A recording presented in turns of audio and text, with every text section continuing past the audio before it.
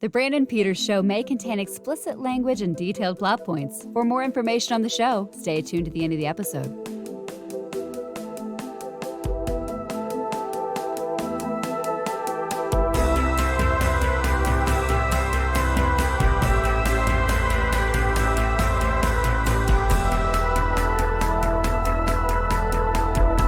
And now, here he is, Brandon. Welcome back for the start of what is a series that is the beginning of a series that is about the end of another. It's farewell to DCEU, and with me from The Wrap, Zack Snyder's favorite guy on social media, it's Scott Mendelson. Hi, it's a pleasure to be back. It's been since we finished the 93 of 30 thing. Yeah, yep. We're back, and this is the in between the 93 and the 2004. So that's right. We did Tim Burton last year, which included Michael Keaton as Batman, and then Michael Keaton came back this year, so we have to conclude Michael Keaton as Batman. I think that's how it works. We got to finish it up. After this summer, he's never playing Batman again. Oh, no. So the DCEU, the DC Extended Universe, is that what it or expanded? I think that was always an unofficial name. I think it was always DC Films. Or whatever. This segment of DC it begins with 2013 and Superman's relaunch in Man of Steel. And with the changing of the guard and clear intentions of a new regime put in place to the brand by Warner Brothers, we are to believe that Aquaman, The Lost Kingdom, will kind of close out this iteration of DC and its characters. Some stay or whatever. Oops, but hey, you're getting a retrospective from Scott and I regarding this. The series will cover all of the properties affected by this that we have access to.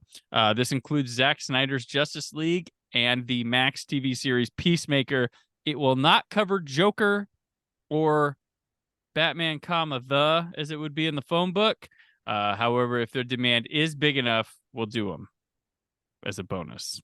But you gotta beg weekly, daily that you want us to do that. Mash that subscribe button. Hit it. Obviously, we will be unable to include Batgirl in our retrospective. Although, if you or anyone you know has a way for us to view it, and you'd be willing to help us with, well, we'll add it to the roster. Legality of it does not matter. I will sign a waiver. I will sign whatever. If you want it included and you're listening and you know how to watch it, or you were involved in the movie and would like to talk about what happens, or anything to fill us in on making us feel like we've seen Batgirl, you know what to do. naptownnerd@gmail.com. If you are captured or killed, we will disavow all knowledge of your existence. Yes. So that's the basis of the series. We will have special guests on the remaining episodes of the series. This first one will kick off with just Scott and I's thoughts. As we begin, Scott, what's your experience? Let's see. Start with your background, DC Comics, movies, and its characters. Broadly speaking, the DC superhero characters was basically my introduction to storytelling tropes as we know them. I mean, I discovered the superpowers version of these characters in 1985, and the action figure line that went along with that, with Batman, Superman, Robin, Flash, Green Lantern, Aquaman, Wonder Woman.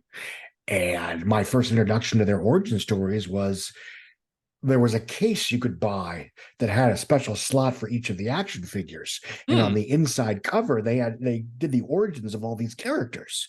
So that was the first time I learned who Batman was and how he came to be. And, how Krypton blew up and how Robin and his parents were killed by bad guys too. Well, okay, what a coincidence. And things of that nature. And so I was a lifelong DC nerd to a certain extent. Obviously, Tim Burton's Batman was one of the more influential films of my childhood, both in terms of studying films as an art form and commercially speaking. It turned me into the box office junkie I am today, for better or worse.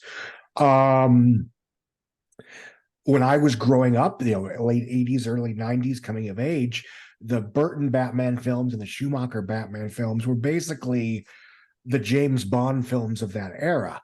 By that, I mean they offered the kind of larger than life thrills and spectacle and production value and star power that, frankly, you really couldn't get anywhere else at that point in time. So, whatever our feelings are on those films then and now, they really were unparalleled blockbuster tentpoles.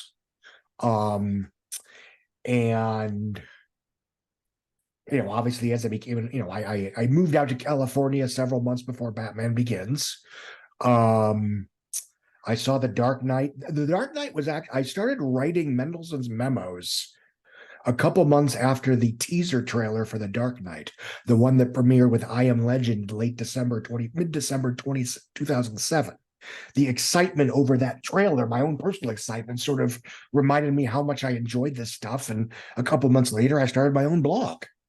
Ironically, while I was doing press screenings through Valley Scene magazine, which was a bi-weekly rag in the valley, in the Woodland Hills, Ventura area.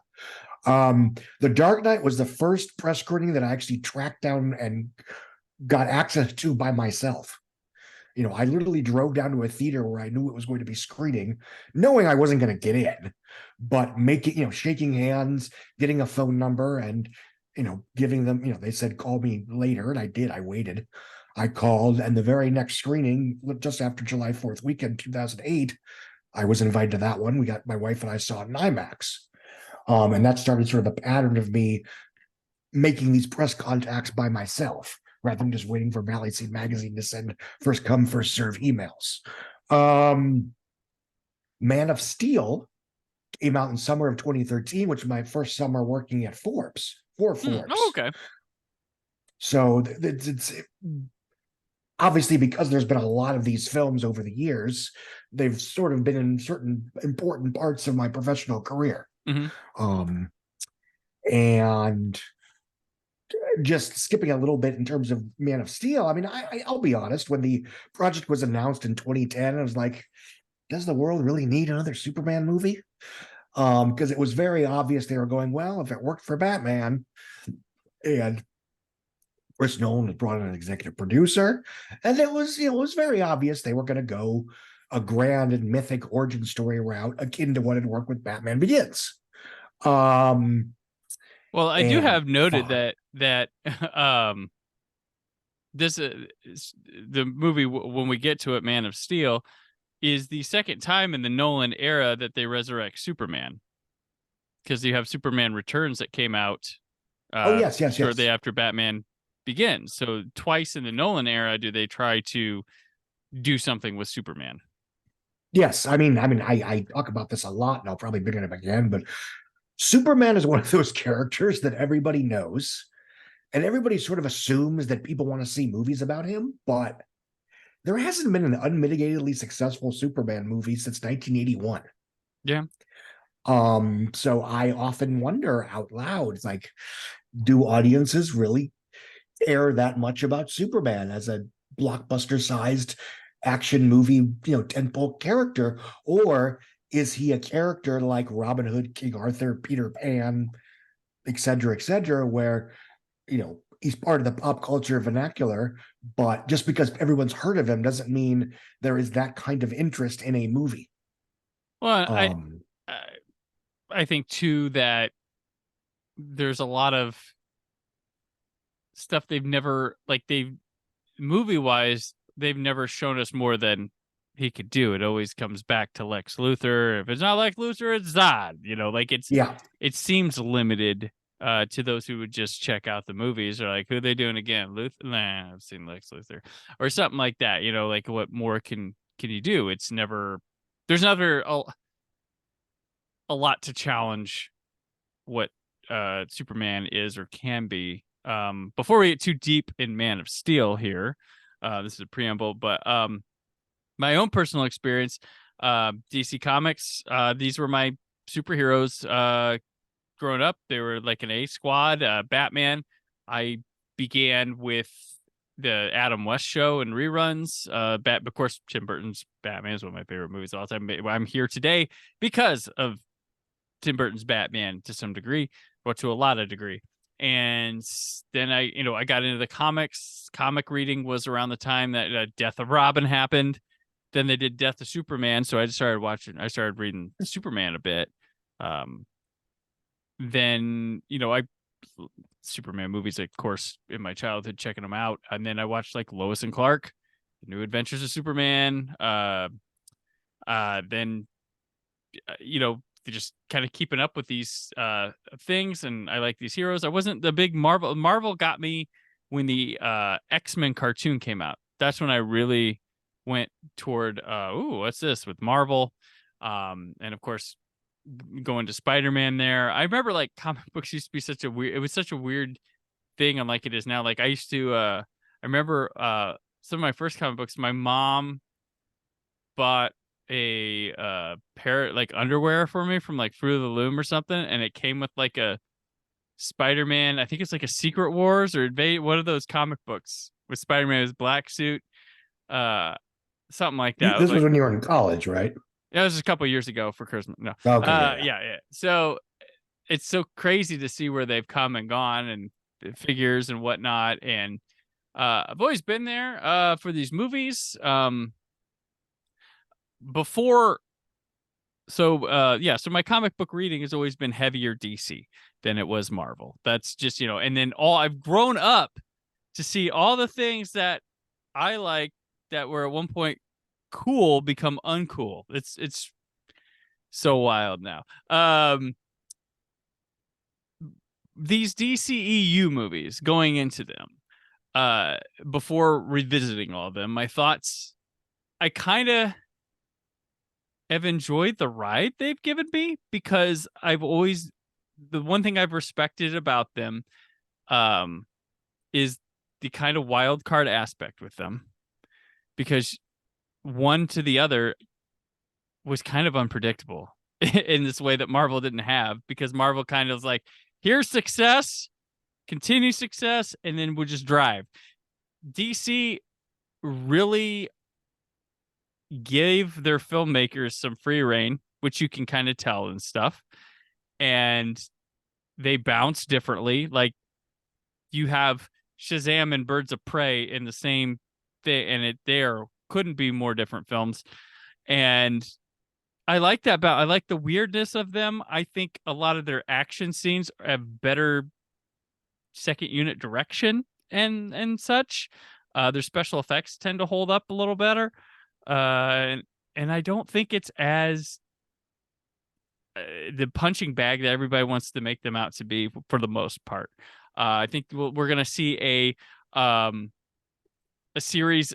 Through this series, we're going to see some a tale of reaction, overreaction, perhaps maybe just learning to do your own thing, or sticking the course might have been better at places, and people not knowing what to do and wanting to be something else when they should be what they are. I think that's what we're going to learn here. Scott, before we head into Man of Steel, what's your overall thing on the DCEU? Well, I think the overall legacy, I mean, I don't want to get too navel-gazing right off the bat, but I think you're right, is that there was always a question of how the Warner Brothers brass, what they expected these films to do commercially, what they did do commercially, and how they chose to react to that in ways good and bad. And of course, without skipping too far ahead, the problem is, I would argue, that right when they finally got on a roll, the COVID pandemic happened and upended any good mojo / positive narrative / momentum that they had accumulated. And then you had ever shifting leadership at Warner Brothers, and that was always an issue almost from the start. I mean, Jeff Robinoff left Warner Brothers right around when Man of Steel came out. And one of the last things he said was basically, whether he was intentionally spiking the punch or not, was basically like, oh, we think this is going to be Warner Brothers' biggest grossing movie ever. It's like, don't say that. Don't say that. And then, of course, toward the end of the quote unquote Snyder era, Warner Brothers was purchased by AT&T. And one of the reasons that Justice League was rushed in the way that it was is because they wanted to have it out by the end of 2017 with the assumption that it would be successful. And they wanted to, the old guard at Warner Brothers did not want to risk all getting fired before the movie came out so they wouldn't get their bonuses. That's a simplification, but that's, basically common public knowledge at this point. Mm-hmm. And then they would react to Justice League not working by bringing in Walter Hamada, who had incredible success with James Wan creating the Conjuring universe, which I will still maintain is the only fully successful, unmitigated success story of a cinematic universe post-Marvel. So that was a brilliant strategy to bring him in.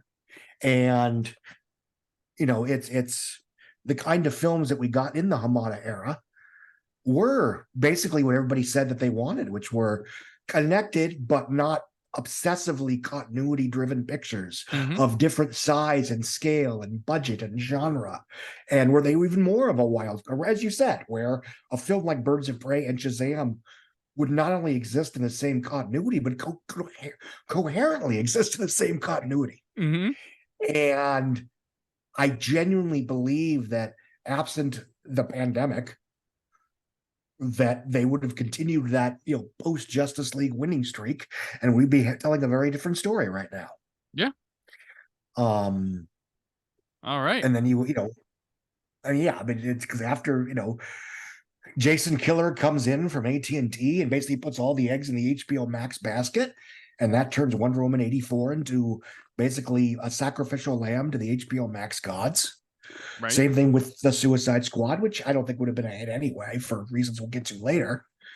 And then he leaves and Discovery takes over. And then, David Zaslav says, this is insane to make all these super expensive movies for streaming. We're going to go back to prioritizing theatrical, which means films like Batgirl that weren't necessarily theatrically worthy end up getting shelved, which is unprecedented in modern history. And if you want us to see it and talk about it, please contact me, naptownnerd@gmail.com, or find me on social media and slide me that screen. Hey, it worked 20 years ago for a bootleg of Batman Beyond Return of the Joker. Maybe it'll work here. Yeah, we would love to talk about and praise Batgirl, that has Academy Award winner Brendan Fraser in it.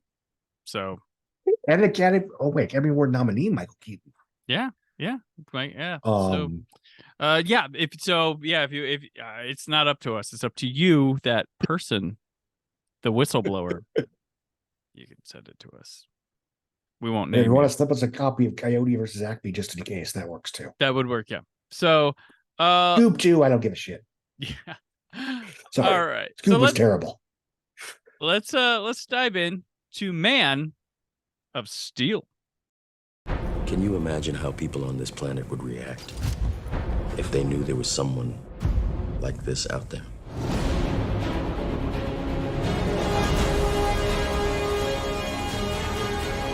One day you're gonna have to make a choice. Whether to stand proud in front of the human race or not. Man of Steel. In cinemas June 14. Directed by Zack Snyder, written by David S. Goyer on a story by Goyer and Christopher Nolan. He's the guy who did Oppenheimer this past summer. You may have heard of him. Starring Henry Cavill, Amy Adams, Michael Shannon, Diane Lane, Russell Crowe, Aunt Jay Trow, Harry Lennox, Richard Schiff, Christopher Maloney, Kevin Costner, Ayelet Zurer, and Lawrence Fishburne, with a score by Hans Zimmer.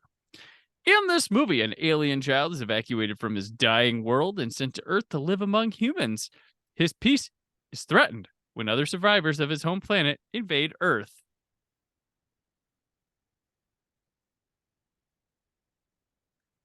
All right. I can hear you. Hang on. There's something going on upstairs.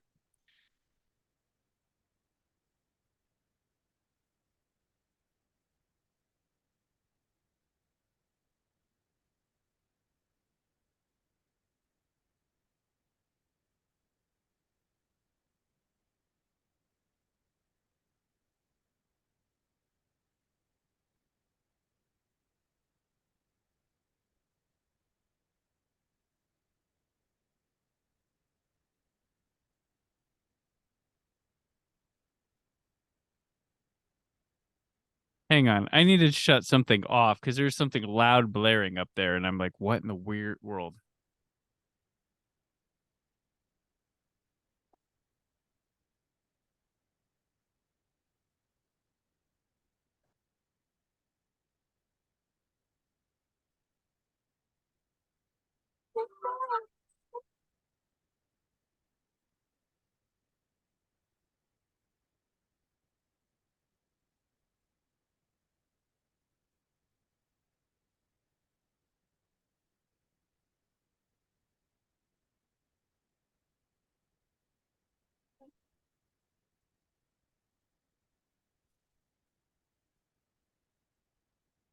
Okay.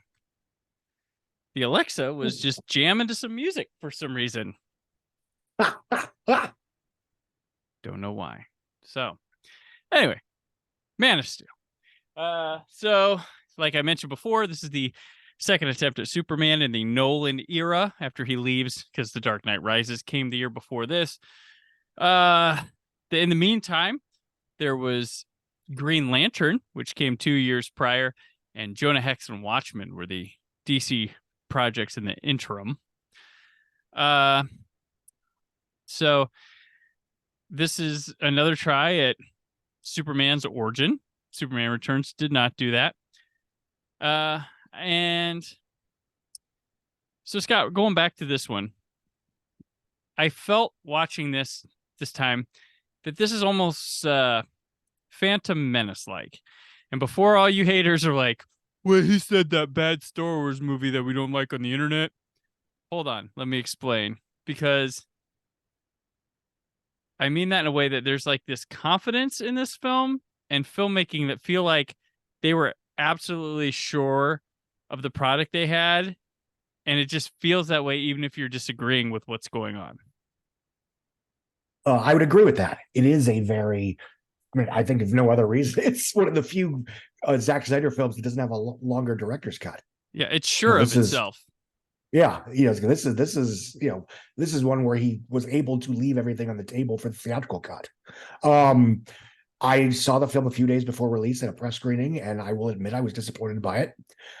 It was frustrating because, to me, it's one of those films that, like, it's one rewrite away from being excellent.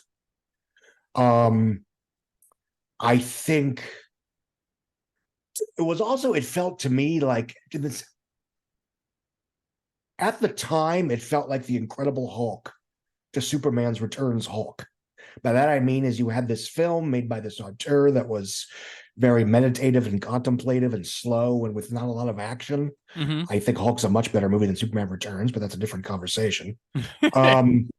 That was, yeah, but look, all due respect, I know there is a cult following, yada, yada, yada.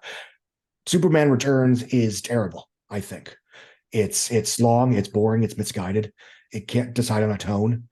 And the entire film is 2.5 hours of people Clark Kent feeling sorry for himself because he made the proactive choice to ditch all of his friends and family without leaving a note for 5 years. And then comes back home, and how dare Lois Lane actually have the goal to move on with her life? How dare she? Yeah. But anyway, enough about that one. And then 5 years later, again, well, this was 8 years later. Jesus, 8 years. Wait, yeah, 7 years later. Seven. We can do we do math sometimes here on the show. Yeah, it's badly. You have Man of Steel, which feels like a very conscientious course correction. It gives you the classical origin story. It gives you a certain operatic mythological tone, and it gives you a shit ton of action. It gives you, I mean, as much as I feel the film doesn't work for various reasons, it really tries to be the prototypical Superman movie. the prototypical Superman story. Yeah. Including, to a certain extent, embracing the biblical scale. I mean, at the film's best, it is basically a version of Exodus.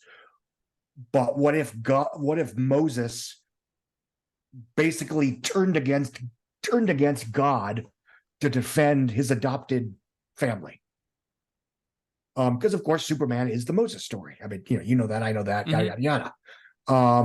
So I think this version of that story is very interesting because the idea is that, God comes to Earth and says, we need you to align with us to fuck up your home world. And this version of Moses says, no, I'm going against you to protect this adopted place that has made me one of them. And that's a very poignant notion. It actually works somewhat in lines of a handful of big tentpoles of that era, like Prometheus and Noah, which argued that God is real, and and Godzilla to a certain extent, that God is real and he either doesn't love you or just doesn't give a fuck about you. Yeah. And I remember feeling when I saw the picture, there was a lot of push-pull between wanting to be this very operatic, epic, disaster movie, kaiju-like destructo porn action spectacle, but also be a hopey, changey, everybody feels great about Superman movie. Because it kind of wants to have its cake and eat it too. It wants to have a Clash of the Titans where the humans are just flies caught in the middle, but it also wants to pretend to be, golly gee, Superman makes us feel great about ourselves and yada, yada, yada. I think the movie would have almost worked with almost any other superhero that wasn't Superman, because of, theoretically what the Superman story is supposed to represent. Yeah. I think what I think, and I always been on board with, let's try this then, Zack Snyder, is yes, he wants to show, he's like, well, we don't live in the world where Superman was introduced to us at all anymore. And he's trying to be very grounded in the reaction to Superman. Like, how would the world react to him today? And how would he come in, and how would he feel? Because he wouldn't be accepted. He would be questioned. It wouldn't be like, oh yeah, sure. Like, he would, and it'd be very public, even more so how people felt about him and like that. And so how is he supposed to be with it? And at the end of the day, he's supposed to always be that Boy Scout, the hope and all that stuff, but like, he's not quite there at the end of this. Like, he's like, and I think he also wants at the same time to show like a realism to the effects of a superhero fight like that, to a degree, which I think after Marvel, which is always going to be the thing with, is always going to be the problem with DC, is they can't avoid being compared to Marvel, whereas you should just try to take DC on its merits, whereas you see Marvel won't show that stuff or choose not to write scenes of that nature.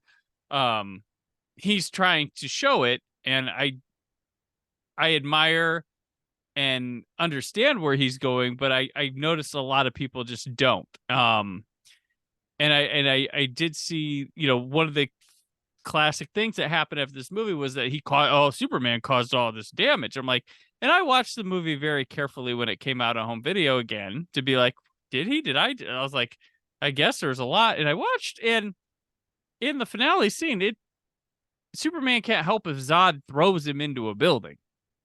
And that's kind of what's like Superman. I don't think he's being conscious of surroundings and be like, oh, gotta save this. Oh, don't throw that, Zod. But he's not intentionally going after and destroying these things too. Yeah. My issue was never with the scale of the destruction and the body count and all that jazz, because I do think it plays fair in that sense. My issue from a storytelling point of view is that he's the dumbass that pushes the button that brings Zod to Earth. Yeah. And I swear, if you have anyone else other than maybe Lois be the one to push that button, so it's not his fault. that Yeah. they just show up on Earth and shit, these are my relatives. And because the whole thing about, should Superman reveal himself to the world, and he in the end, the stakes are so high and established so quickly that he never really makes a conscientious choice to be Superman to the world. Yeah. It's basically either be Superman or the world will end in 10 minutes. And there's a lot of blockbusters that make that mistake, where you have a moral dilemma or a character dilemma, but the stakes are so high by the end of the movie that the consequence of them not doing the thing is millions of people die. So of course they're going to do the thing. So there's no dilemma. There's no conflict anymore. And this was one of many films that summer where you had a discourse about the scale of destruction in these PG-13 tentpoles, Star Trek Into Darkness, and to a certain extent the Lone Ranger, because it was a more graphically violent picture. Yeah. So I don't have any problem with the whole Clash of the Titans and everybody dies thing.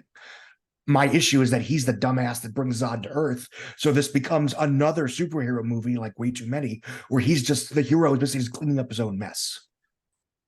Gotcha. And because the stakes are established so quickly, almost at the drop of a hat, it goes from, gosh, I don't know if I can risk exposing myself to the world. How will humanity react to me? To, oh shit, if I don't show up now, the world's going to end in like an hour. Yeah. It goes. And that to me is where, one rewrite away from greatness. And it's a shame because there's a lot of good in this picture. Visually, it's spectacular. It is great. The Terrence Malick Americana is terrific. Mm-hmm. It has this nitty-gritty realism where, people sweat while they're drinking beer. The porch doors squeak when they open and close. People live in crappy apartments because they aren't rich. Details of people talk about, grounded, realistic, whatever. That's the kind of stuff you want. Pete Ross went on to manage an IHOP. In the comics, he's president or vice president, whatever. I don't remember. In that sense, it's that stuff works. This is a visually incredible. Like, I was just watching this time, the detail on that, not only that, but like the Krypton and the alien technology and the suits, and like, it's really, really focused. It doesn't feel like throwing a ton of stuff at the wall. It has a visual identity, especially in a time where there's a lot of monotony in alien stuff. This one really has it going on. He films it beautifully. The underwater, like, baby processing plant in Krypton's cool. Like, the opening in Krypton is awesome. Ridiculously busy. Like, it's busy, but I'm like, you jump in. Okay. You jump in, you're in the middle of a movie serial, and I'm like, I want to play here longer. Like, this is fun. This is a lot of crazy stuff going on. And this is like fit Russell Crowe. He's been chunky for a while now. It's odd to see him, to go back and see him like that. But it's cool. And it's a great contrast from the ice looking Krypton of the other one. It immediately, there's no compare. It's just like, it's so different. You are here. This is your Krypton. Like, you're not like, oh, that reminds me of the other one. He goes to not do that.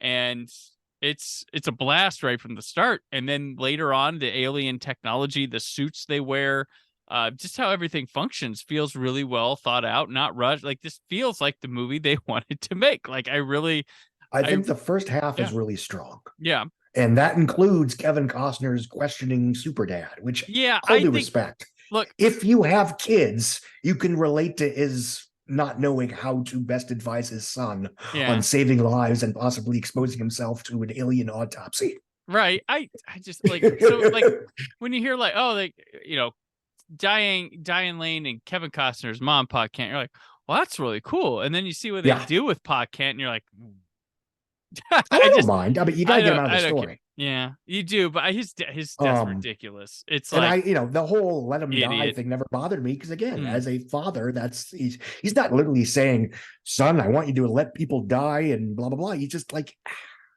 I don't know the right answer to this, and it's a very complicated question you're asking me. All right, Fair enough. I've just And that's for what kinda, me, the film starts to wobble right when Superman walks out to meet Zod in the desert. Because from that point on, it's video game plotting. yeah. You've got Ghost Russell Crowe explaining what the characters have to do next so they can get to the next destination. And you have just the rushed pace that you've gone from a meditative, character focused, melancholy space, superhero drama Mhm. to basically an hour and a half long climax. Yeah.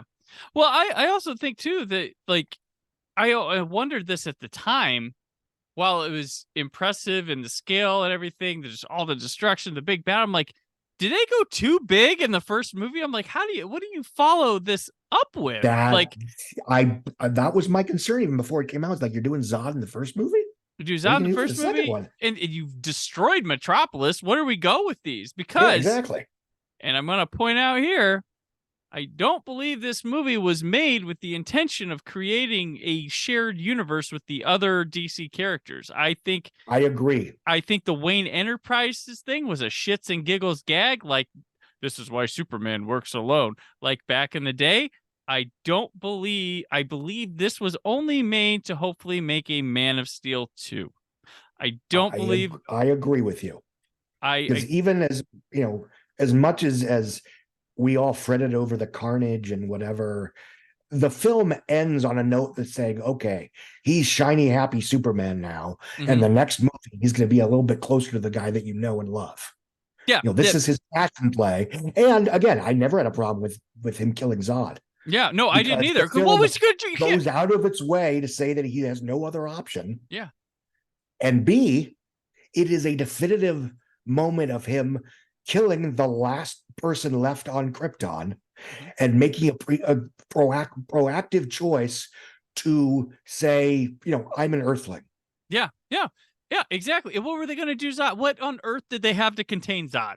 Like, what? Yeah, it's the same reason Ra's al Ghul has to die at the end of Batman Begins. That's not a villain you throw in jail. Yeah, you can't throw him in jail. Like, I get it. And Superman doesn't kill. Like, yeah, he's not going to talk him down either. Like, it's not going to work. I get that. Yeah, I'm not bothered by it. But yeah, the whole thing at the end was like, wow. Like, I don't think anyone went and saw this thinking it was a shared universe starter or anything like that. No. I mean, the chatter I always heard, and this is whether this is true or not, I don't know, is that Warner Brothers certainly wanted to do something a bit more, interconnected in the the mid to late 2000s, but Chris Nolan was like, you ain't touching Batman. Yeah. So because he was making them so much money and giving them fortune and glory, they respected his wishes. So they basically stayed out of that until after Dark Knight Rises was done. Yeah.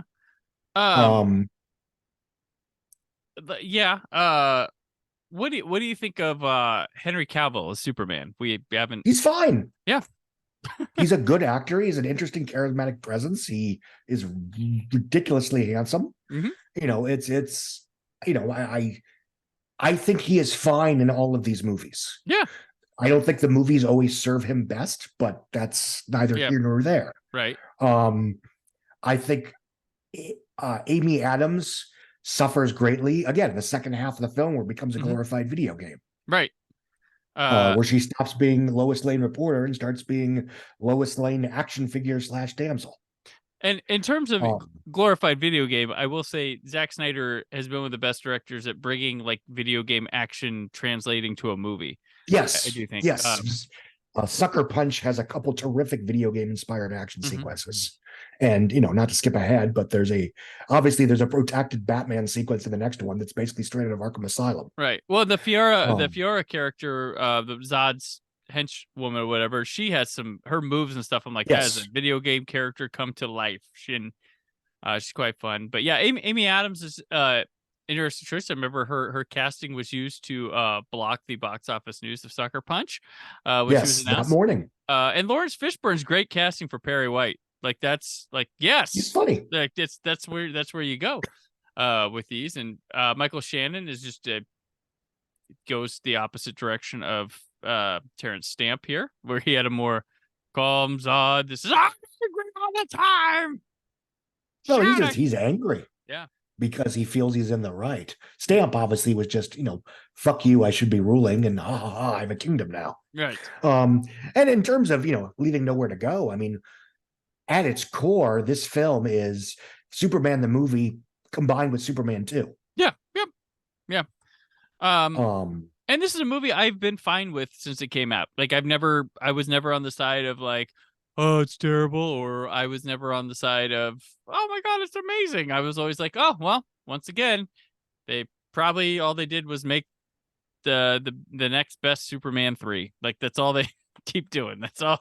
Every time you make a Superman, your hope is to make the best Superman 3. Like that's all you can do. and again, I again, the movie has never worked for me for all the things I've been babbling about, but there is a lot of good in it. Mm-hmm. Visually, it's spectacular. It's well acted. The score is awesome. Oh yeah. Don't tell anybody, but I like the Hans Zimmer theme better than the John Williams one. Oh, okay. I bought the CD before the movie came out. Gotcha. Which, and even back then I wasn't exactly buying CDs all the time. Gotcha. And that was right before I figured out how to download it on my phone. So by the time Frozen came out, I was able to buy that one on digital on Amazon. Ah, okay. Gotcha. But yeah, and it's I was very bummed when I walked out of this. A, because I didn't like it. B, because again, my problems were so, if they just fixed this, and this, it would have been spectacular. And it's like, oh God, is this, the DC universe for the next 10 years? And I grew up as a Batman nerd and a comic book nerd and all that. It's like, this is going to be very challenging if I don't like any of these movies. Yeah. Well, the box office here was fine, right? Like it wasn't like, ooh, I mean, here's as what a happened. start, it had a spectacular opening weekend, 128 million over 3 days, including previews. That was a record at the time for a non-sequel, second biggest ever for a non-sequel at the time, behind the first Hunger Games. Reviews were mixed. Cinema score was decent, but it dropped like a rock after opening weekend. It made 291 million domestic off 128 million opening, which was very front loaded, especially in the middle of the summer when everybody's out of school. Mm-hmm. The word of mouth was divisive. Obviously the internet chatter is different from the real world chatter, but I think the real world chatter was more, Yeah. And it made $668 million worldwide, which isn't nothing. It was profitable, but it wasn't a record breaker by any stretch of the imagination. And Warner Brothers knew that this wasn't a Batman Begins situation where everybody walked out jazzed and just raring to go about what would come next. Mm-hmm. And as you know, Comic-Con 2013, whether this was in the works beforehand or whether it was a split-second decision so they could win Comic-Con that year, it was announced in July of 2013 that what was supposed to be Man of Steel would instead be a Batman-Superman movie, where Batman and Superman would meet for the first time and beat the shit out of each other. And that changed the course of pop culture as we know it, frankly. Mm-hmm. And as we change it 3 years later, 2016. That's a segue that makes sense, Brandon. 2016.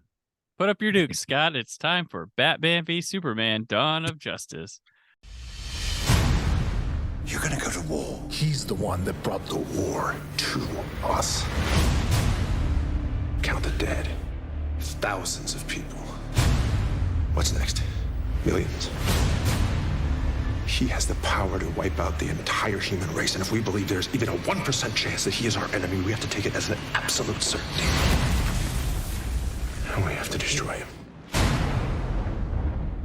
Rated PG-13. Directed by Zack Snyder, written by David S. Goyer and Chris Terrio, starring Ben Affleck, Henry Cavill, Amy Adams, Jesse Eisenberg, Jeremy Irons, Lawrence Fishburne, Holly Hunter, Gal Gadot, Scoot McNairy, Callan Mulvey, Tao Okamoto, Lauren Cohan, and Jeffrey Dean Morgan as the Waynes, because we love watching them die. Spoiler, they get shot in the opening scene. Yeah. Because there's Score. nothing more we like seeing more than watching the Waynes die again. Love it. Love it. Score by Junkie XL and Hans Zimmer. Batman is manipulated by Lex Luthor to fear Superman. Superman's existence is meanwhile dividing the world, and he is framed for murder during an international crisis. The heroes clash and force the neutral Wonder Woman to reemerge. So, like, maybe we should call this part the pre-release the Snyder Cut era, because everything is Well, this whole episode is the Snyder era. the basically. Snyder era. Yeah. So, this movie, this is their reaction to the previous movie in ways good and bad. This was not the shiny, happy, upbeat Superman sequel we were promised. No. They cram a lot into this movie. There is now a plan for this DCEU that they jump ahead and announce, that they start setting up stuff that we wouldn't see happen till this year, and stuff that we'll never see happen. But there's Nightmare, that sequence. There's Wonder Woman. There's setting up Aquaman, Cyborg, Flash, and Doomsday. There's Doomsday in this. But hey, get all that shit in there. Cram it. You might not get to make another one, right? That's what we say? The one thing I think, the first kiss of death to this movie, I'll always remember when The Force Awakens, it opens up months before this movie.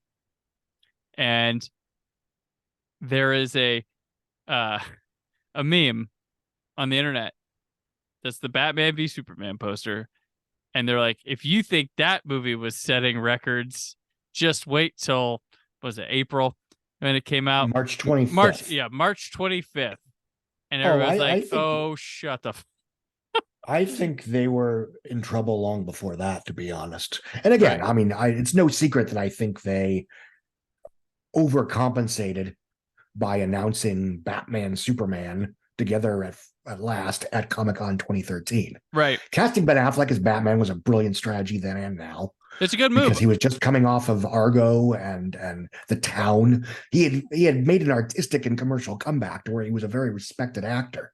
And the idea, optimistically, was that he was going to play Batman for their DC universe as an actor. Mm-hmm. And if he wanted to direct a Batman movie, great. If not, whatever. And in exchange, Warner Brothers would turn him into the next Clint Eastwood. Yeah. Where he would get funding and nurturing and support for old school movies like The Town, like Argo. And that was terrific. And Live by Night. The problem is, by the time these movies come out, the bottom had, and this isn't related to Batman v Superman necessarily, the bottom had kind of fallen out theatrically in the studio programmer. Mm-hmm. Because in late 2015, early 2016, a large segment of the casual general movie-going audience shifted their entertainment consumption to streaming. Yeah. So the people that used to show up for non-event films, or they would see both, they would see Batman and Robin and My Best Friend's Wedding. They stopped seeing normal all due respect, normal movies in theaters. And this meant that, a film like Live by Night was no longer financially viable. It didn't help that, skipping ahead a little bit, but by the time Live by Night opened, the discourse around Batman v Superman and the DC universe was so absurd and so dominating that Ben Affleck, among other things, was understandably upset that nobody wanted to talk about the movie that he had actually made. Yeah. And that during the press tour for that movie. Yeah. But that's a different conversation. You want to know when the first, oh God, this film's in trouble? Oh, sure. I'll go back even a year earlier from what you said. All due respect. Okay. Yeah. Respect. April 2015. There has been chatter for months. When's the teaser going to drop? When's the teaser going to drop? When's the teaser going to drop? The teaser was supposed to drop, I think, early April 2015. Okay. Where it would play in front of Avengers Age of Ultron, which was coming out in May. The plan was to have a big IMAX screening event on a Monday night. People would get tickets, sign up online, get tickets to drive to a theater and watch the 2-minute teaser in IMAX. 4 days before that was the Thursday before that was supposed to happen, the trailer got leaked online in the shittiest bootleg you could possibly imagine. This wasn't like a nice trailer getting released a few hours before Comic-Con, a little ahead of schedule. Yeah. This was like somebody had shot this in black and white off a phone with Betamax film and uploaded it online. It looked like shit. Yeah. It was the same day that the second Star Wars The Force Awakens trailer had premiered in pristine glory at that year's Star Wars celebration. And metaphorically, I think the die was cast that very day, unfortunately. Because the trailer in a theater plays pretty well.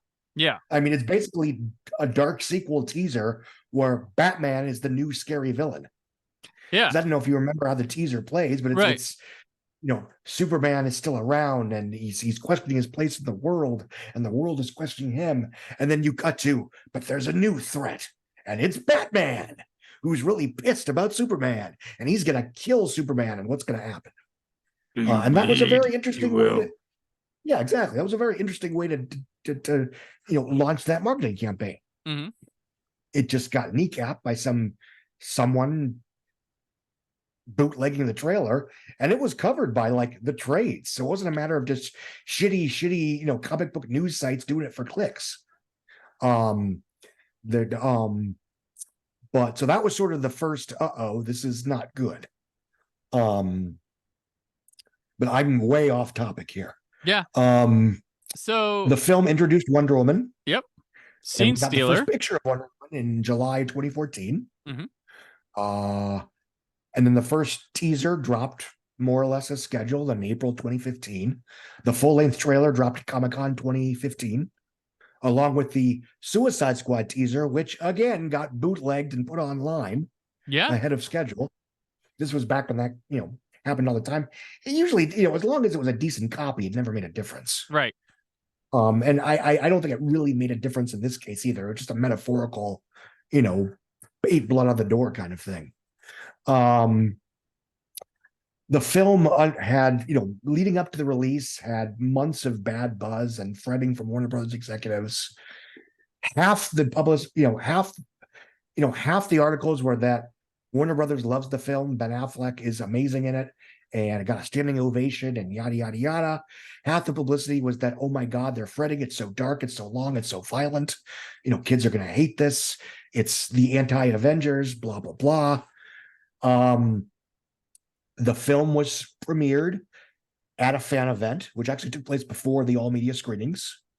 I actually saw the film twice in 24 hours.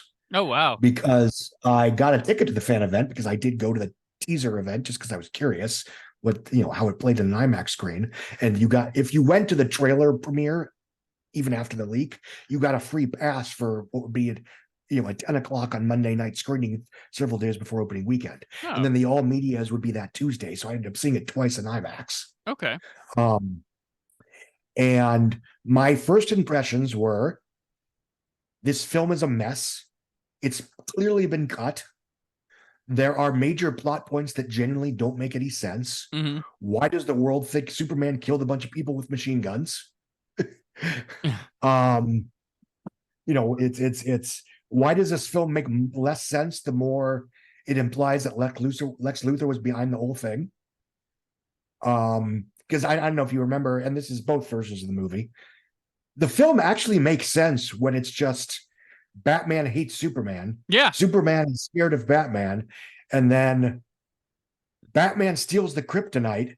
Lex Luthor goes, oh, fuck, I have to deal with Batman. And then he goes through the whole, kidnap Martha, kidnap Lois Lane to get Batman and Superman to kill each other. Yeah. It actually makes less sense when it's revealed a little bit later that Lex Luthor was behind everything. But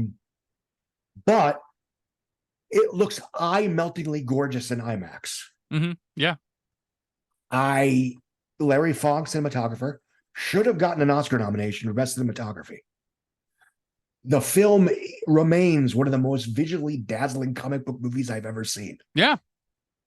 And even while my mixed negative review harped on what didn't work about the movie, too much Batman, not enough Superman. Ben Affleck is great, but the Batman stuff is frankly kind of boring. because it's very obviously shoehorned in. Wonder Woman is very obviously shoehorned in.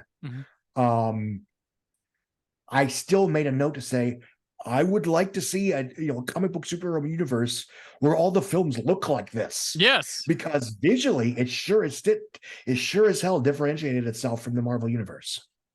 Do you remember when people thought Scoot McNairy was playing the Flash because there was a set photo and he had green on his legs like sock? They're like, that's gonna be lightning and stuff for him Jenna running Maloney fast. was supposed to be playing Batgirl. That's right. Yep, Jenna Spoiler, Maloney. she was not playing Batgirl. Yep. In fact, she's not even in the theatrical cut. No, I will say the which I have not watched the theatrical cut since it released, but I have since watched I watched the Ultimate Cut and I've seen it a few times, and it's much better because it remembers that Superman's in the movie.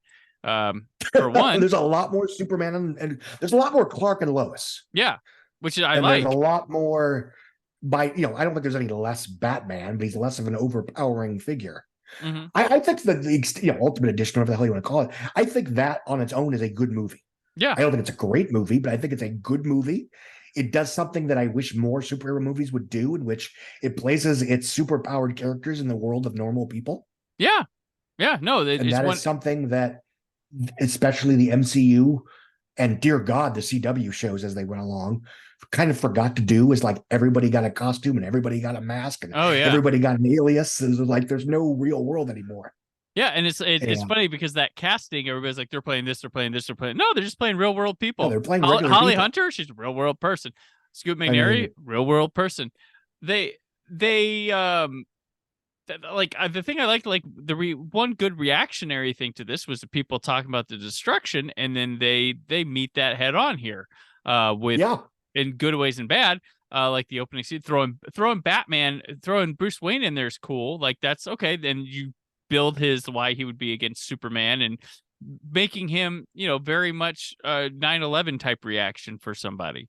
And the one thing that is funny when I was watching it this time, he's driving, he's like, he's telling that guy who's like, his best bud for life that we're just meeting now. Forget his name, but he's like, evacuate the building now, get everyone out of there. And he looks out the window, and that thing is like 2 blocks away. I'm like, really? Yeah. You gotta. Bruce Wayne's the one that had to tell you guys get out of the building. Maybe you should have left. You're earlier. You're too late. You should have been out. Like what in the? It's pretty funny. That's. But still, that is a for obvious reasons, it's a sequence that you've never seen in any other superhero movie. And I do appreciate that they didn't just brush off the carnage and made that a central point of the picture. Well, commercially, that might have been a mistake because you're doubling down on the most controversial stuff of the last film. Yeah, but they shoot it in a way that looks horrific from the Bruce Wayne. Yeah, it looks kaiju. Yeah, it doubles down on the Godzilla shit. Yeah. And shit, I lost my train of thought. Keep going, please. No. I'm there with this. Like they're shoehorned in people, but they do the best with like Gal Gadot is like scene stealer. Like immediately, Peepshoe is one of the high marks of this movie, even from people who didn't like it. And I think Jesse Eisenberg is terrific. I know it's a minority opinion. Nope. Yeah. There's 2 of us here, so sorry, people that don't like him. We're both, and I love his theme. Boom. Yeah. I think he's. I get this. This is a good modern Lex Luthor and a good antithesis to Henry Cavill, and he's fun. He's weird. He's such a he's a wild card in a way. It's similar, but different to Heath Ledger's Joker. But this is like not that, but the same idea. Where it's like I don't know. Yeah, I don't know what I'm going to get from this guy. And in this his scene. Motivations make sense without being annoying about it. Like his father grew up in a despotic regime, and he sees in Superman the next tyrant. Yeah. And the thing is, we can watch him be goofy, but we also know Eisenberg can get sinister. So we're waiting on that, but we can see this goofy iteration. We know ahead of time, we know that he's killing people left and right. Yeah. And I think the first, and if we're talking about the extended cut, I think the first half of this film, again, is very good. Yeah. Right up to the Capitol building blows up. I think it loses a little steam in the second half, partially because the last hour is just pure, rock'em sock'em robot style action. Right. And there is some good in that. Visually, it's spectacular, and obviously the Batman rescue scene is fine. And I'll admit at the time I was a little, Zack Snyder is not a filmmaker that I necessarily associated with doing shitty things to his female characters. So it sort of threw me into a loop that he basically fridged most of them. Yeah. He killed 2 of them and then, horrifically kidnapped and abused the other 2, which, okay, 8 years later, who gives a shit? But I will admit that sort of like, ooh, that's not okay, whatever. And again, I think the theatrical cut, it was another case of Warner Brothers panicking, saying, okay, what are we going to do? And the answer is always Batman. Yeah. Well, and word is that they were begging Christian Bale to come back and make that. Yes, but I just mean in terms of what made the final cut. Well, yeah. Because there's a 3-hour. Understandably, okay, I get it. There's no way in hell you're going to get away with a 3-hour R-rated Batman movie with people being set on fire on screen, and all of that jazz. Yeah, but I do think, and I've always felt this way, I genuinely believe there exists a 160-minute PG-13 cut of that movie that makes sense and works. I don't know if it would have made that much more money, but there always is with superhero movies. Superhero movies, that's always the case. There's always a shorter, tighter cut of them. And here's, and I jokingly said this before the movie even came out, and I remain terrified to this day about how accurate I was, that the film became a giant metaphor for the 2016 presidential election, where 2 flawed but good would-be leaders have a clash of ideas and treat each other as arch enemies, when really at worst they're both flawed allies, and they are so consumed beating the shit out of each other that the real villain over here says, ha ha ha, fuck you, all you've done is allow me to win in the end. Yeah, there you go. And you know what Hillary Clinton and Bernie Sanders, their mothers are both named Dorothy. Oh, where did you hear that? Did you laugh at that scene the first time you saw it? No, I didn't. I like the idea. I like the idea. I think Ben Affleck's performance in that scene is just a little too broad. Yeah, I mean, the fact that they would say Martha, because who calls their mother by their first name? Well, because he's Superman, he doesn't want people to know that is his mother. Like that's what and that's fair. But I get that. Yeah, it's just weird. And I don't mind it thematically, because I mean it's set up right from the opening scene. Yeah. Where his dad's last words are, Martha, I'm mourning my dead wife. And now Ben Affleck is standing there in the position of Joe Chill, being like, oh shit, I'm this guy. So it works thematically just fine. Yeah. I do like that they're coming out of Excalibur, which is A, one of Zack Snyder's favorite movies. Mm-hmm. B, this movie is paced like Excalibur. Yeah. By that I mean it roars like a bullet, especially for the first half. It's also an example of an IP that's famously kid targeted and considered all audiences being reimagined as a super dark, super grimy, super adult skewing R-rated entertainment. Mm-hmm. And how does Superman die at the end of this film? He gets impaled in a giant sword and pulls himself up to defeat the bad guy as he's dying. Oh yeah, it's been well documented that Zack Snyder is obsessed with Excalibur. Yes, and I have my issues with the movie, but it's not stupid. No, it's a smart picture when it's not getting its own way. Yeah. It's just like it's a lot in this movie. That's part of the thing with it. And I will say that while I'm just like, okay, you throw Doomsday in here, but the action sequence with him is fun to me to watch. Like it's just chaos. It's doing cool video game stuff in an effective way. Wonder Woman's awesome to watch fight. It's cool to see how they team together. There is some good dramatics to Superman taking the spear. And I think it's fun. It's a good looking action sequence. It's well cut, well shot, well planned out. The CG on it works. Like I just, it's a movie that's just so much that I feel like Superman and Batman fight could have been a climax.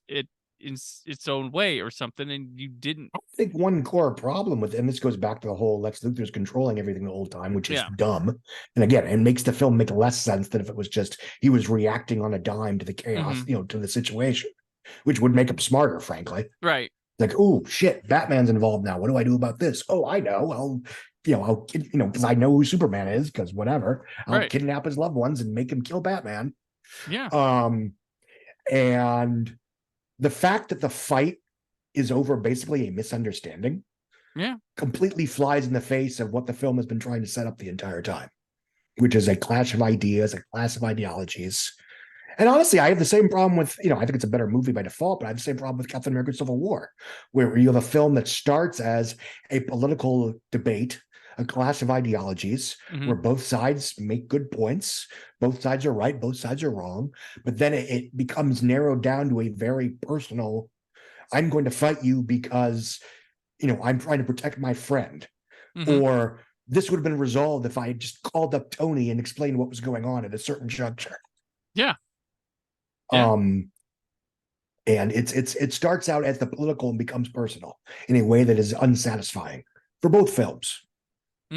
I do give Civil War credit in that it goes in the direction, it does not go in the direction that these versus films usually do, where they team up to fight a bad guy at the end. I do appreciate that Civil War sort of subverted that trope, although maybe it was because they knew what was going to happen in this one. I don't know. Okay. The film opened with 166 million domestic, 424 worldwide, very front loaded. It barely doubled its Friday gross over opening weekend. It barely doubled its worldwide gross total. 873 from the 424 is not good. Yeah. The reviews were terrible. It basically led to the weaponization of Rotten Tomatoes as we know it. Because, understandably, a clickbait-friendly media started using Rotten Tomatoes as a way to, fashion SEO-friendly, geek-friendly, news articles. It got a B from Cinema Score, so it's not like audiences liked it that much more. Right. And again, I mean, especially in retrospect, it's like, what did they think was going to happen? They were literally doubling down on the stuff that people didn't like about Man of Steel. Yeah. And what always makes me laugh/cry is that, like, a month before this movie comes out, we've been theoretically debating this movie for 3 years. Everyone knows that the train's coming, and we don't know what's going to happen. Captain America Civil War dropped its second trailer, which of course was intended to play in theaters with Batman v Superman. In the opening of that trailer, they do a recollection of previous mass battle scenes with an on-screen body count of each one, and none of them, they're like, the Battle of New York, 50 casualties. The Battle of Captain America: The Winter Soldier, 30 casualties. Scovia and Age of Ultron, 100 casualties. I was like, bullshit. Yeah. I saw those movies. And second of all, first, bullshit. Second of all, I can only imagine that Warner Bros. Is thinking, wait a minute, we could have just retconned the body count and just done the shiny, happy Man of Steel sequel we wanted. No, we added Anderson Cooper going, everyone's evacuated. It's okay. We have made sure reports are coming in. Again, people have evacuated the area. I was like, that's one of the corrections. Estimates of the body count was over, the loss of life was terrible, but thanks to Superman's initial efforts and the U.S. Army, it was kept under 1,000 people. Yeah. And that, they could have done that. Yeah. Whether they should have, that's commercially, they probably should have. Artistically, that's an open question. Yeah. I think I do think this film has aged very well, just has its own weird ass Elseworld. Right. Yeah. If it wasn't responsible for launching a cinematic universe, then I think it would have been better received, at least in terms of the discourse. I mean, if you like the movie, you like the movie. If you don't, you don't. Whatever. That's neither here nor there. But it was very hard to approach the film as a singular piece of popcorn entertainment, knowing what was riding on it. Right. Yeah, that is true. There, you have to live in the moment to understand that. Visually, this is spectacular, but I don't see how you launch a 4-quadrant all audiences cinematic universe based on what is basically a deconstruction. Yeah. Well, and we're also in the point of social media at this time where we're treating everything like sports teams, where like, well, Yes. I'm Marvel, I can't like DC, like where it's like you win with both. And like the giddiness of people from the Marvel squad that, okay, this isn't getting good reviews and stuff like that, like wanting to pick at people, and then the DC people being thin-skinned and not taking it very, like, this is where we start these horrible discourse and banter online that will culminate in The Last Jedi down the road being the ugliest of such. Like, if you thought the Batman v Superman was something, it just, yeah. But there was the faithful. No, I mean, again, I mean, ugly online discourse has been around at least since the Phantom Menace, if not Batman and Robin. Ironically. Right. Social media wise. And again, the original sin was Hollywood thinking that the internet tanked Batman and Robin, Mm-hmm. which, you know, it opened with $43 million, which was one of the biggest openings ever. People showed up. It got a C+ from Cinema Score. They didn't like what they saw. Paying consumers said no, thank you. Yeah, It exactly. wasn't the Ain't It Cool News message boards. Nope. But anyway, in a vacuum, the extended cut, whatever you want to call it, is pretty good. It's visually spectacular. It's well acted. It almost feels like a sprawling, at its best, it feels like a sprawling, Magnolia Magnolia, but a superhero movie. Right. As insane as that it sounds, because it's about the people of the world as much as it's about Batman and Superman. Mm-hmm. And I do appreciate that. And I wish it had been a better movie, or at least they had made smarter choices about what to keep and what to cut for the theatrical versus extended cut. Mm-hmm. Because a film series based in the world of DC that looked and felt like this in terms of majesty would have been a hell of a thing. Yeah. Agreed. And at this point, we are 5.5 hours into the 9.5 hours of Zack Snyder's world. Yeah. That we have to go. That'll come not next episode, but the episode following. But we had 2 DC movies in 2016. They were like, oh, we are opening up this universe with our next film, Suicide Squad. What's wrong with you people? We're bad guys. It's what we do. This is the deal. You're going somewhere very bad to do something that'll get you killed. It's so intense.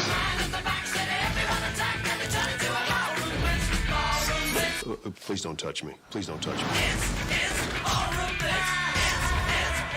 You want to see something? You want to see something?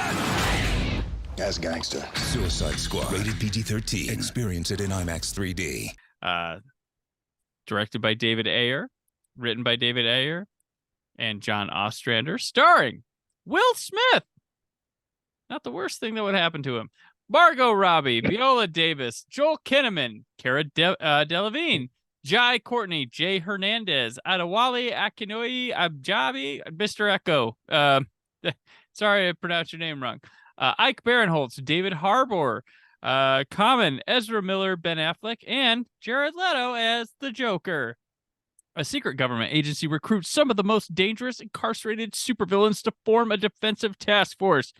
Their mission, save the world from the apocalypse. Now, so apparently there's still a David Ayer cut of this movie out there.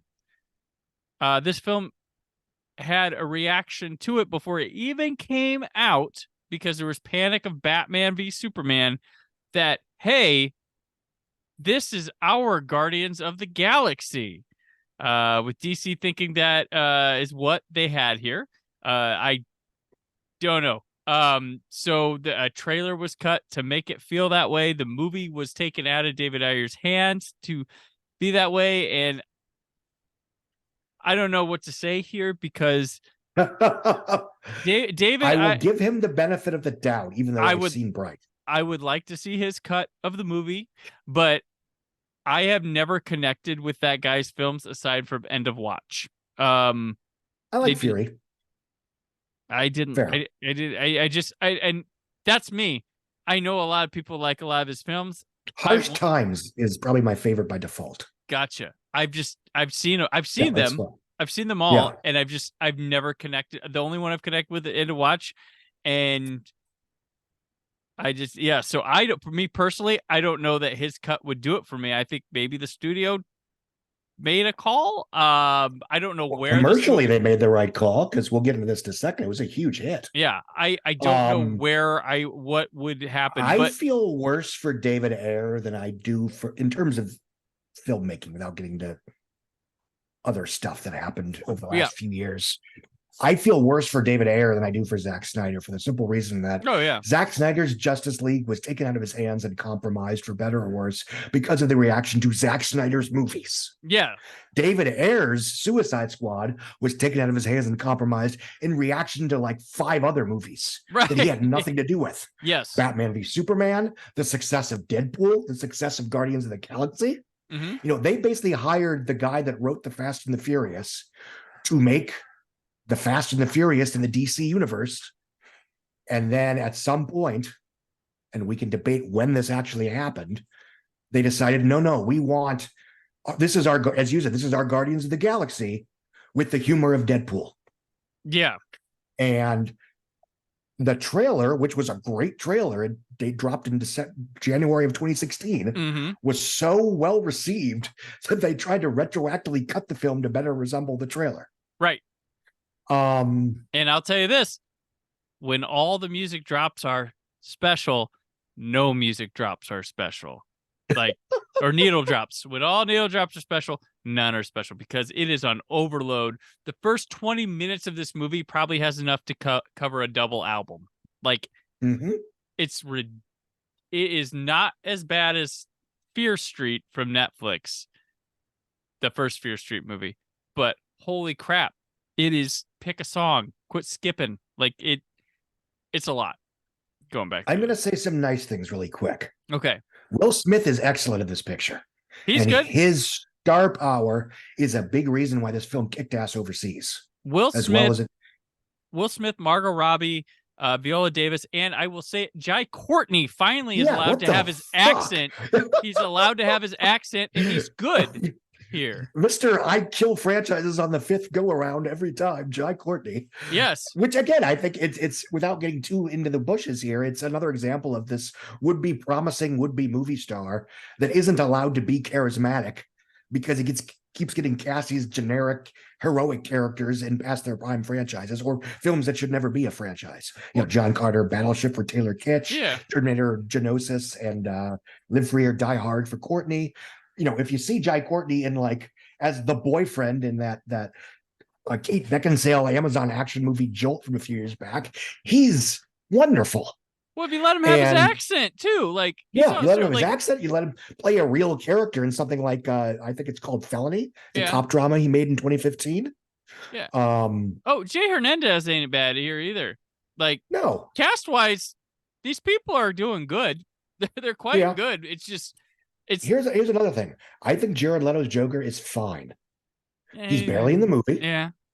He is a very unique and specific take on Joker, sort of more so than when he's sort of like, you know, a crime boss. Yeah. A guy that everybody knows. He's not this scary figure in the shadows. He is a crime boss that everybody's scared of because he's a freaking lunatic. Yeah. And he is annoying. He's supposed to be annoying, I would argue. And he's barely in the movie. So, I mean, he's there as seasoning. And regardless of what Jared Leto does or doesn't do in his free time, and honestly, from what I gather, a lot of the crap that he allegedly did behind the scenes was him just blowing smoke. As far as I know, he did not actually send used condoms or dead rats to people, but whatever. He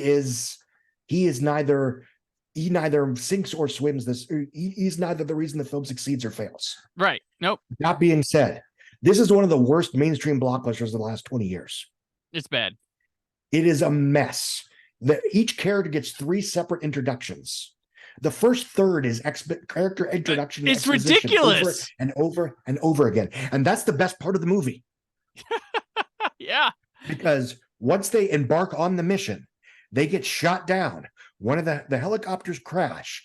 They walk, and then they slowly walk from building to building for the rest of the movie, randomly shooting zombies. With no coherence to it is just guns going off. Like there's no coherence to these, like whatever they are, things that were once innocent people. They might come back. I don't know if they could or not, but it's too late.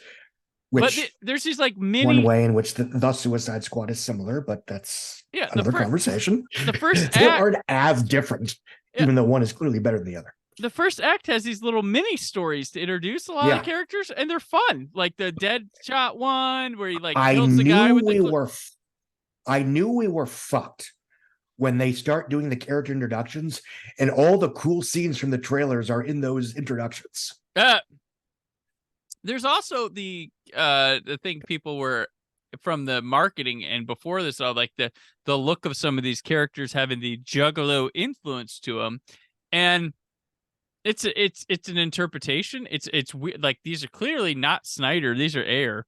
Like that they allowed him to do it. But like I'm like, you know what though? Like we're all tied to these images that are based in like the '60s and stuff. Like why can't we take a look at because I'm all about now it was Batman. We have so much Batman. I'm like stuff like Gotham by Gaslight. That's cool as hell. Like do these weird Elseworld takes on Batman. So like I'm okay.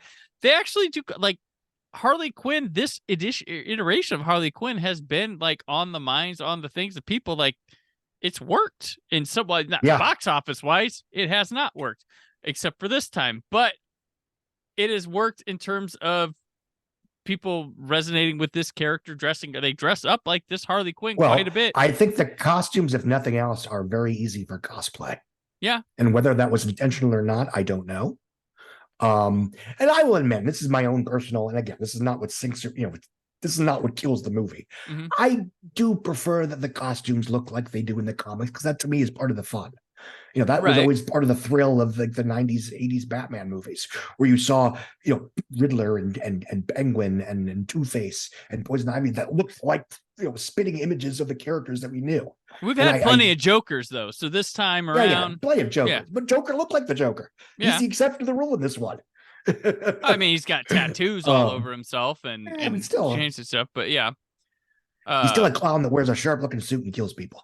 True. Hashtag that's my Joker. That's my Joker. Love that Joker. Wrong line. Yeah. But yeah, I mean that's a pet peeve of mine. That's certainly not what kills the picture one way or another. And somebody I mentioned, an actor I like a lot that just always gets the short shrift when it comes to mainstream film is Joel Kinnaman. He's always quite good in things. He was amazing in the show The Killing. Like that's where I first saw him. That's how he broke out. I saw these movies called Snabba Cash that he made in I think Sweden or whatever, where he's from. And he's quite good in those. He's never the reason a movie's bad, but he's in a lot of like mediocre movies. Yeah, he's never the reason it's bad. He's quite a good actor. But it just doesn't work for him, unfortunately. Joel Edgerton gets all of his good parts. Yeah, there you go. Although he is frontlining John Woo's Silent Night, which comes out, which I'm excited about. 1st. Yes. And he got to be in The Suicide Squad, which was a much better reviewed film. That's true, and he was actually quite good in that. Yeah, he's a very good actor. But he just hasn't caught anything. Again, I think it's like a lot of, we're going to turn this guy into the next Tom Cruise. You have to understand that in order to get Tom Cruise, you have to make risky business. Yeah. And Jerry Maguire, not just legend in Top Gun. Right. On the other side of the coin, Cara Delevingne is terrible in this movie. Poor thing. And she's not a bad actress at all. Like she was great. I liked her in Valerian. I liked her in the Only Murders in the Building season 2. She was like, I enjoy her. This is a bad jump for her. It doesn't work. And I don't know if it's her fault. Like I feel like she got the shit end of the stick in this a bit, and she couldn't handle it. But she's bad. Well, it's a weird, and this gives another problem with the film is that, halfway through or, toward the end of the second act, we find out that like the Suicide Squad's mission is to stop a villain that Willa Davis, who created the Suicide Squad, created, and save Willa Davis, or Amanda Waller, sorry, from the threat that she caused. Yeah. So again, it's another situation of superheroes cleaning up their own mess. Yeah. Well, I think one thing that would have probably helped this movie too is if the Suicide Squad could have gone up against somebody that people knew. That might have been a bigger draw than the Enchantress. Well, to be fair, the film made $745 million. It did. China. Yeah. It was a massive, massive hit. True. It opened with 133 million domestic. It had legs because it did drop pretty hard. I think it's still a record for an August opening. Okay. It dropped huge in its second weekend, but it kept going because it was the last big movie of the summer. It legged out a little bit till school, and it actually was leggier that year than Captain America: Civil War. Yeah. So people like this movie. Yeah, or at least they were fine with it. Again, I think it's Will Smith, Margot Robbie. It's. Also, it was the first Harley Quinn, and it was a big, blustery comic book movie with a decently sized minority cast. That matters. But I don't think anyone particularly loved this film, and I think if they did, then the Suicide Squad would have been more successful 5 years later. Well, yeah, that's part of it. It's 5 years later. Tomb Raider trap. Yeah. Which is what Warner Brothers was trying to avoid when they didn't make Man of Steel 2, ironically. Right. Oh gosh, yeah. So this one, it's got a regardless of who's to blame, it is an absolute shit show. And it winds up in this finale that's like this crappy version of Ghostbusters. And I just what is going on? Like, what are we doing here? And like, there's good material here and there in the dialogue. Like Will Smith and the Deadshot and Harley Quinn exchanges are good. There is a slightly longer cut of this movie that's available on home video. Yes. It's not anywhere near the revelation that Batman v Superman Ultimate Edition is, but it's a little bit better because it has more character beats. Right. And I understand, there's a lot of Joker stuff laying on the floor for this as well. But yeah, I'd be curious to see. Just I would like to see. I'm always interested in honestly, other cuts of. Without getting too far ahead of myself here, if the Snyder fans hadn't been such dickheads after the Snyder Cut came out, and kept harassing Warner Brothers, we might have gotten an Ayer cut by now. Right. Yeah, and it's just a wonder that I don't understand, how you just can't toss it on streaming. Maybe there's. I agree. Some antics and stuff. What's it hurt? What's it? Yeah. It's an alternate thing. Unless there's a ton of post-production that needs to be done, and I don't know. Mm-hmm. I mean, Ayer has always sworn that there wasn't a ton of work that needed to be done on, because it was basically done and then just cut up a whole bunch of times.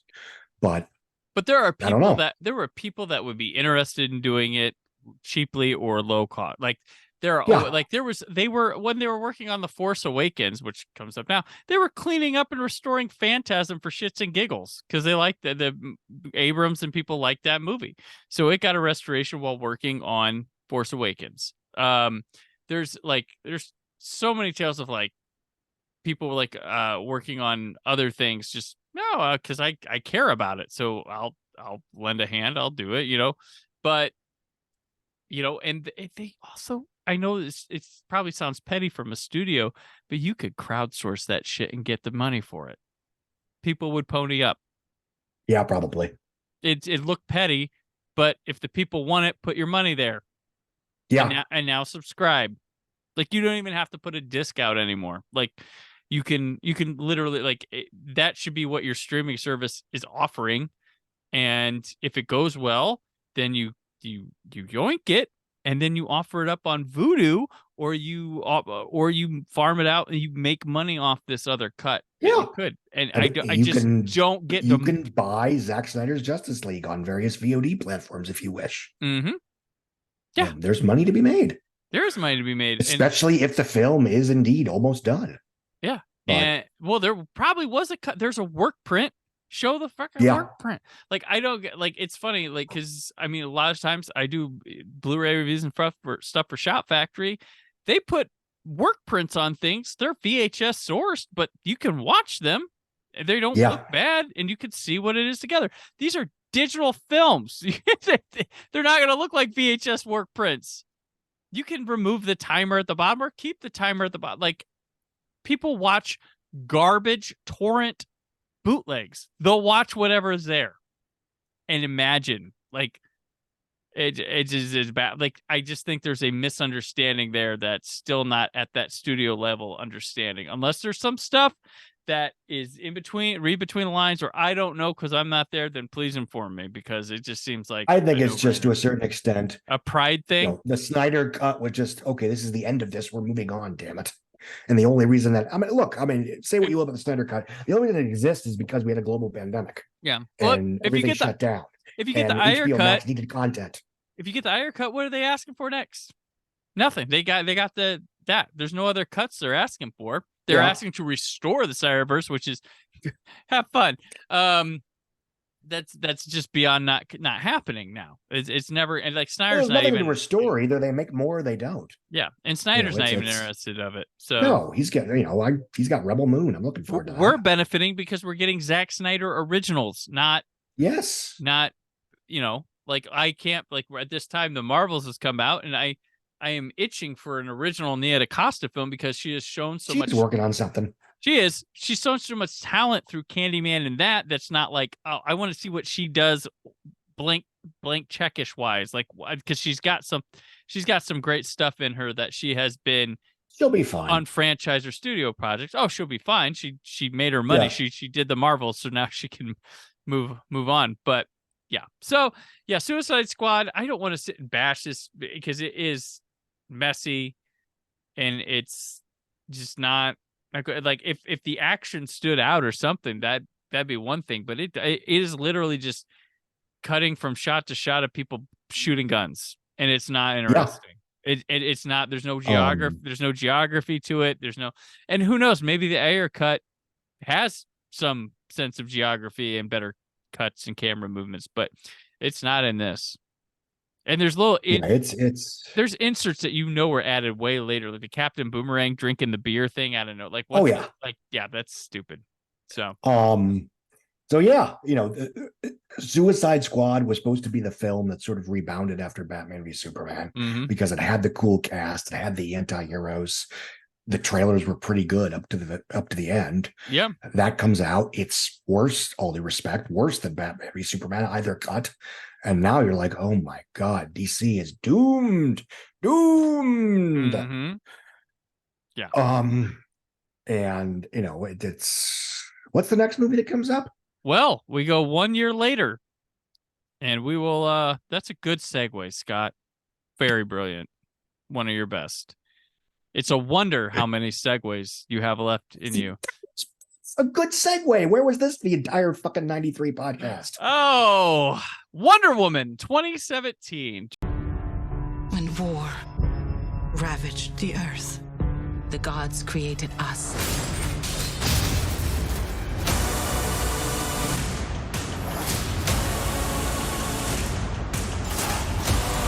I will fight for those who cannot fight for themselves. Wonder Woman. What are you? You will soon find out. Rated PG-13. Experience it in IMAX 3D. Directed by Patty Jenkins. Written by Alan Heinberg. Story by Heinberg, Zack Snyder, and Jason Fuchs, whose name looks like Fucks, but hey. Only if you've seen Pan. Sure is Fuchs. Starring Gal Gadot, Chris Pine, Connie Nielsen, Robin Wright, Danny Houston, David Thewlis, said Tagmahu, Ewan Bremer, Eugene Brave, Rock, Lucy Davis, and Elena Anaya. Score by Rupert Gregson Williams. When a pilot crashes and tells of conflict in the outside world, Diana, the Amazonian warrior in training, leaves home to fight a war, discovering her full powers and true destiny. This movie was a moment, and I still love it. It fucking rocks. I'm a fucking big fan of Wonder Woman. This is in my pantheon of favorite superhero movies.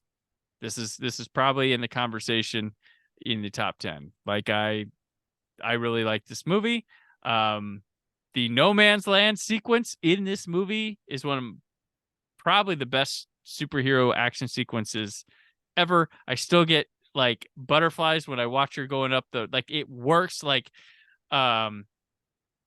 This Gal Gadot has a great star turn here that takes what was planted in Batman v Superman and expands it and capitalizes it in such a way. I know there's a thing about the finale being her fighting a big CG thing, but why not? It's earned 5 it. minutes. Who cares? It's earned it at that point, and it looks great and plays great. And why can't the girl have a movie where she does that? If all the guys can have 80 of them, so you can have one. But yeah, there's so much I like. I like the period. I love superhero comic book films in the period setting because Scott, you and I are big X-Men First Class fans because it's like, wow, that works in the 60s. What was the first Marvel movie that I loved? Captain America, the first Avenger. Which I still think is the best MCU movie. Which I get a lot of things about. I like Wonder Woman back when it was called Captain America. Well, cool, because they're both great. They're both great. They're both great, and there's a lot of missing pieces in that Captain America movie. I'm like, I would have liked seeing more of that. That's here in Wonder Woman, showing battles and stuff, and I just really like the idea. There's some cool spy shit in this movie that's not in Captain America: The First Avenger.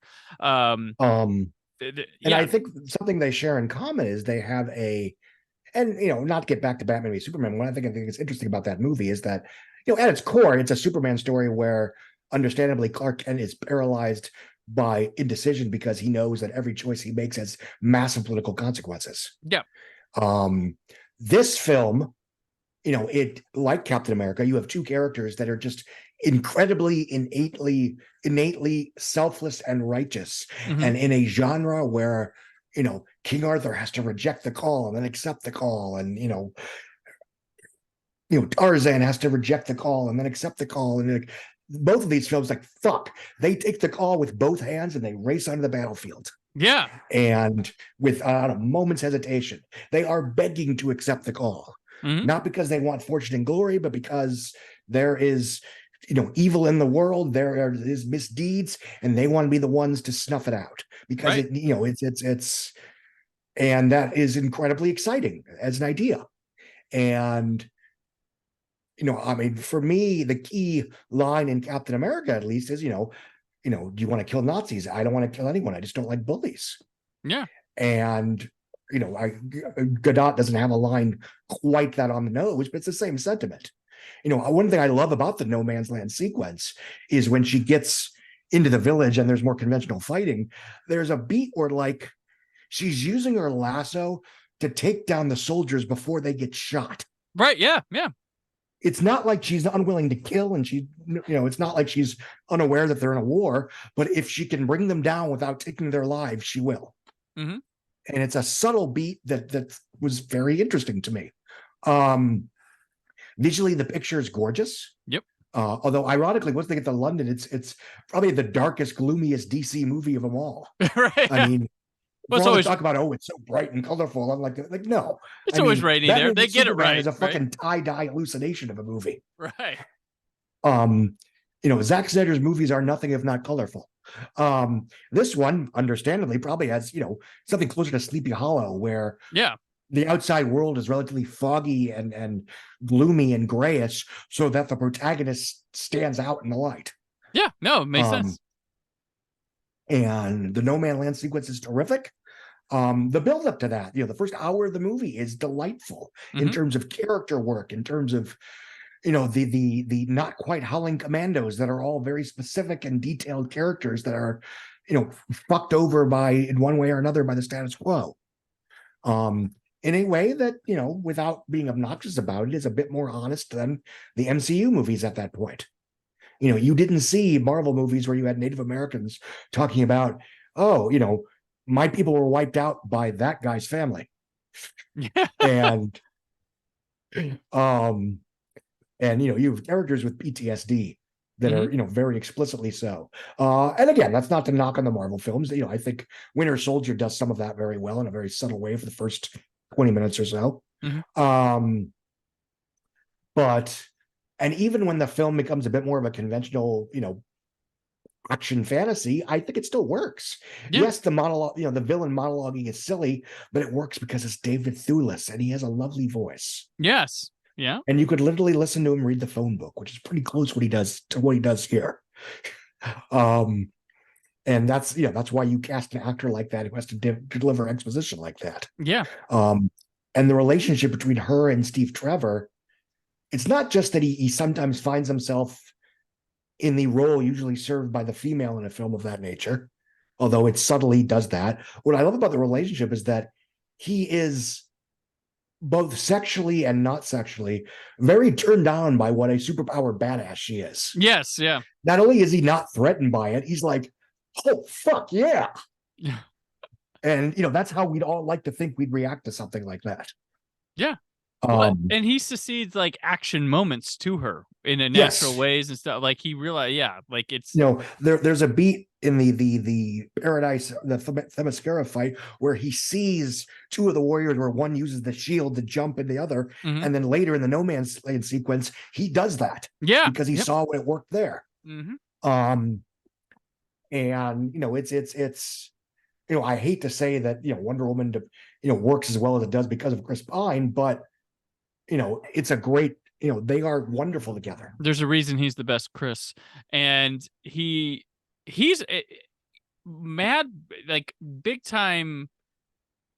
I don't know. He picked the right role because he was being touted over there at Warner Brothers for something with DC. For there was like Green Lantern, Hal Jordan, I think Hal Jordan, all the story, and he picks. And even I was writing at the time, no, don't choose John Stewart for God's sakes. He's right there. And 8 years later. Yep. And Chris Pine chooses this, and it's perfect. And he's a highlight of this movie without taking away from the Gal Gadot. Yeah, he compliments it.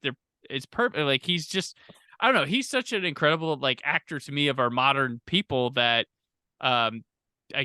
he's not picking all these like franchises and stuff all this. I mean, he does have them and stuff, but they're interesting choices when he does them. Recruit. He still got. That's the one answering for. Yeah, that film basically was so bad it allowed the MCU to take over Hollywood. Right. That's my theory anyway. There you go.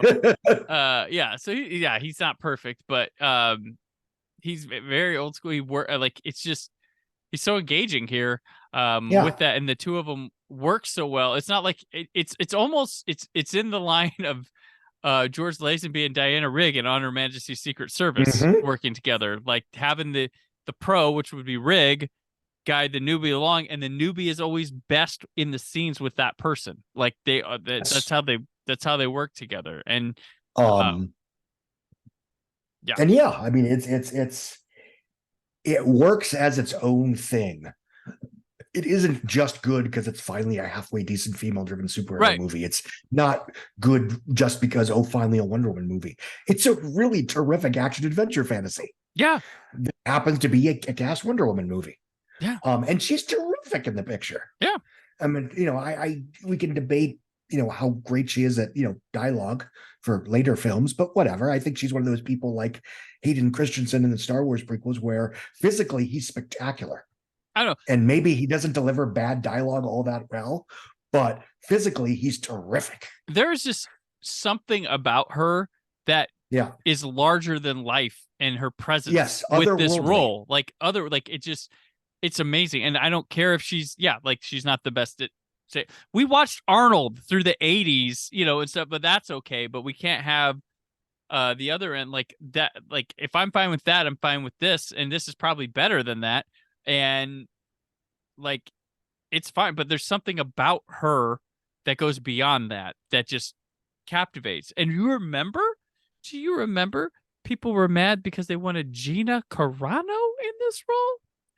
Gina Carano, who Steven Soderbergh had fun cutting around her speaking in a movie, so you can't. You know what? There were a lot of. I mean, obviously, they've been threatening and pretending to make a Wonder Woman movie for as long as I've been alive. Right. And Sandra Bullock would have been great in the 90s. Yes, Eva Green would have been awesome. Yes, Lynn Collins from John Carter in A Different World, that would have worked okay. But I do think, at least for this picture, she was exactly what this film needed. And I think it is a star turn that I would put on the level with Christopher Reeve and Chris Evans in the first Captain America. And yeah, those are the two that come to mind in terms of just holy shit. It's smart too, because we already had her in Batman v Superman. So there was always it was already broken open. Like there was no, who's this going to be that I'm going to see? You had a sampler. You had a teaser trailer for it with the previous movie. And it's more complicated now because a lot of the actors went down unfortunate paths in the real world since then. But I will say that Zack Snyder had an interesting eye for casting these people right off the gate. Yeah. I mean, Jason Momoa, Gal Gadot, Ezra Miller. I mean, say what you will about what happened to Ezra Miller. In 2014, it was really neat that this queer, Jewish, quirky, weird indie film darling was being cast as the Flash. Yeah. That was actually progressive. Yeah. and everybody, people, I never liked him, but dude, if you saw, we need to talk about Kevin. If you saw The Perks of Being a Wallflower, you were like, yes, this kid is something. Like, yeah. And he was in Trainwreck. He had a nice little scene stealer role, and like you were like, okay, but now everybody's too cool now to admit they were ever. I don't want to make excuses for Miller, but you got to remember that from what I gather, they didn't start going off the proverbial deep end until mid 2020. Yeah, I mean, again, I don't want to say COVID this, COVID that, but without COVID, she doesn't do that stupid Imagine song that makes everybody turn against her. Right. Yeah, that was the one. Yeah, there's a whole lot of stuff that goes.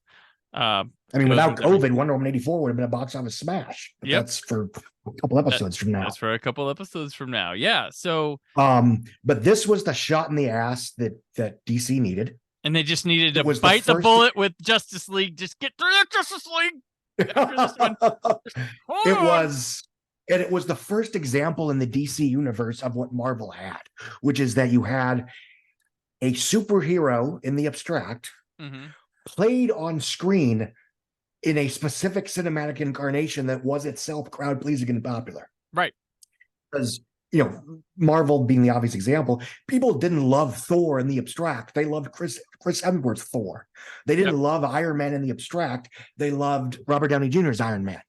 And I think Henry Cavill is fine as Superman. I think Ben Affleck is fine as Batman. But I think for the first few films, the problem was they were betting on the abstract doing all the work. Right. It's Batman and Superman in theory on the screen. But with Wonder Woman, it was Gal Gadot's Wonder Woman that you are gonna love. Yeah. And audiences did love her.